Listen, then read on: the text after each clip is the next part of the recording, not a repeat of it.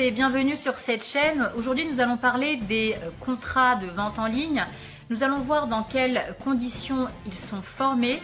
Avant tout, je tiens à me présenter, je suis Aurélie Nadjer, avocat au barreau de Paris depuis 2006. Et le but de cette chaîne est de vous conseiller, que ce soit dans vos recours, que ce soit pour vous informer sur vos droits. Je conseille également les avocats, je conseille les entrepreneurs. En gros, vous avez compris, cette chaîne est ouverte à tout le monde. Aujourd'hui, nous allons voir les contrats en ligne. J'aimerais vous rappeler quelques principes essentiels qui régissent le droit des contrats. Pour qu'il y ait contrat, il faut qu'il y ait échange de consentement, c'est-à-dire que le vendeur et l'acheteur ont échangé leur consentement pour acheter telle chose ou tel service à tel prix.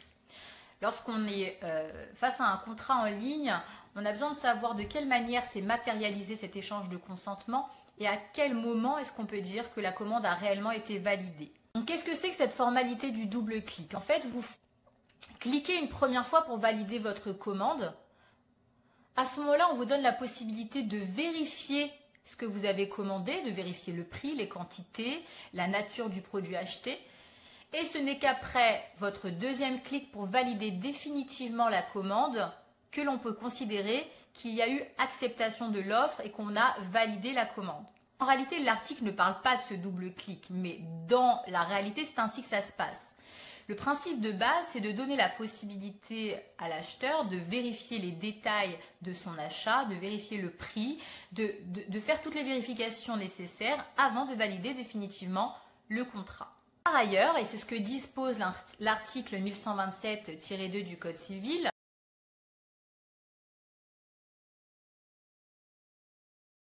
le vendeur, une fois qu'il a reçu la commande, doit la valider par l'envoi d'un accusé-réception sans délai, ça doit se faire vraiment rapidement, par voie électronique afin que l'acheteur soit au courant que la commande qui vient de passer a bien été réceptionnée par son vendeur.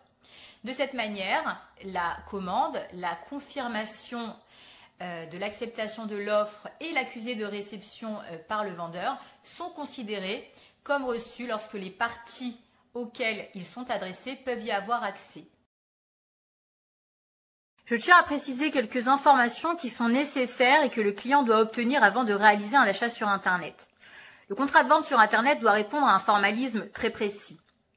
Il y a des obligations, des mentions obligatoires qui sont prévues par les articles L121-17 et L121-18 du Code de la consommation. Il y a des mentions obligatoires et ces mentions obligatoires sont les suivantes. Vous avez l'identité du vendeur, vous devez savoir à qui vous achetez, les coordonnées téléphoniques du vendeur afin de pouvoir entrer en contact avec celui-ci, l'adresse ou le siège social du professionnel, les modalités de paiement, les modalités de livraison ainsi que les frais de livraison, l'existence de garanties légales, de conformité du bien au contrat, il peut s'agir de garanties de vice caché, et l'existence d'un droit de rétractation et les modalités d'exercice de ce droit-là.